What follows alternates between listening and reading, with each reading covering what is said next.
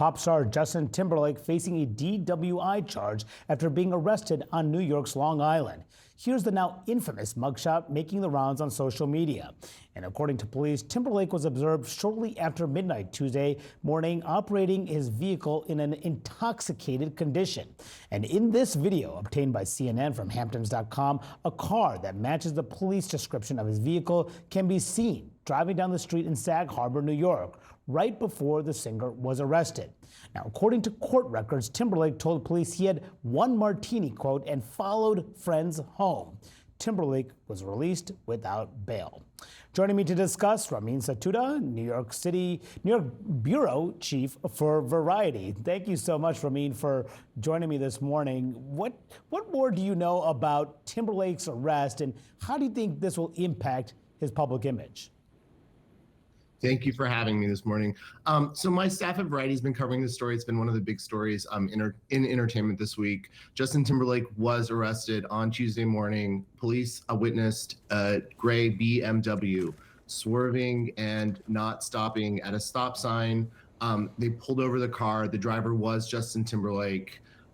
He was arrested on charges of driving while intoxicated, held overnight, and released in the morning. And certainly the mugshot was seen all over social media, and it has been the talk of social media in the last day or so. He will be returning to court in July on these charges. Joining me to discuss it is criminal defense attorney Mercedes Colwin. Mercedes, 3 refusals of a breathalyzer while he claims that he only had one martini.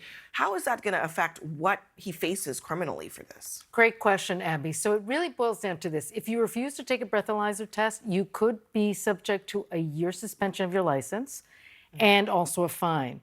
And it could be an adverse inference when you go to trial. I mean, thankfully, JT has a great attorney who's very well versed in this area of the law. He will probably have it pled down, not to driving while intoxicated, which is what he's charged with, which is a misdemeanor, subject to a year in jail and some other penalties, down to a driving while impairment, which is, it's 15 days in jail, and it's not going to happen. He's not going to jail. I mean, but refusing a breathalyzer, is that something that, like, you should advise anybody to do? I mean, if the cop tells you to? That's $1 million question. It really depends. If you are as a criminal defense attorney, if you say to your client, if you're super inebriated, maybe it's something you should reconsider and not take a breathalyzer test, and then just take the penalties and the adverse inference, because if you are super intoxicated, there are other penalties that attach. Yeah, that number becomes right. Yeah. Exactly. The blood alcohol content is much greater, and past 0.08, it can be very significant. Mercedes Colwin, thank you. My source on this tonight, Van Lathan, the media buff and co-host of the podcast Higher Learning.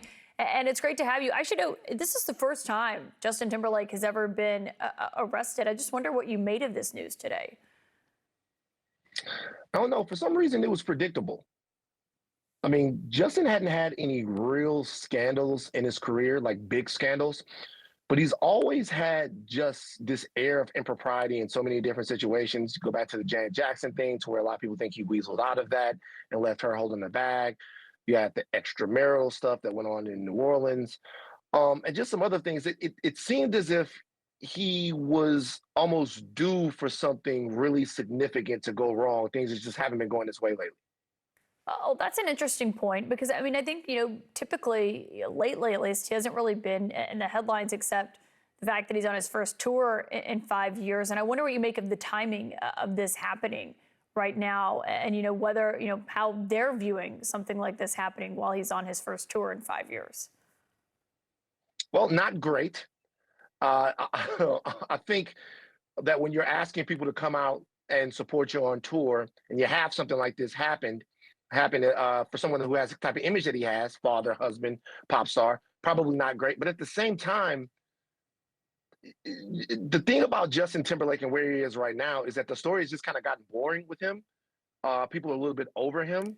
There might be a new spin on his life if people think that he's actually in trouble and they need him. They might go back to the Justin Timberlake that they used to remember and think maybe it's time to cut the guy a break.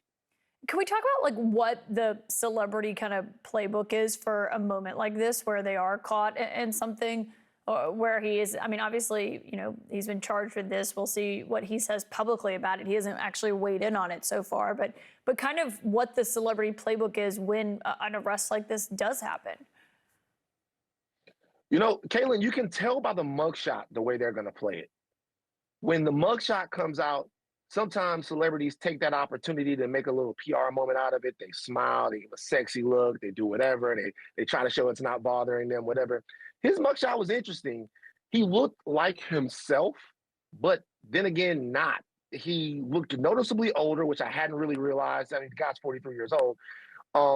And he looked as if there was something missing from him. So I think with Justin, the playbook for him is going to be to take a step back, to take accountability for it, to talk about, you know, what it means to be a husband, to be a father, and really tap back into the people that have been supporting him for like the last 20 years. I think he's going to play it really close to the vest and use it as an opportunity to say he needs to get sober and reassess some things. Yeah, is that what you expect his next move here will be? What are you going to be watching for before we go tonight? Oh, what I'm going to be watching for is him to completely fall on the proverbial sword.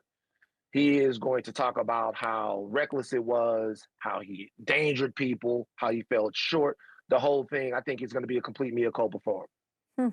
We'll be watching to see if that is what the reaction here. I know a lot of people were surprised to see that mugshot today.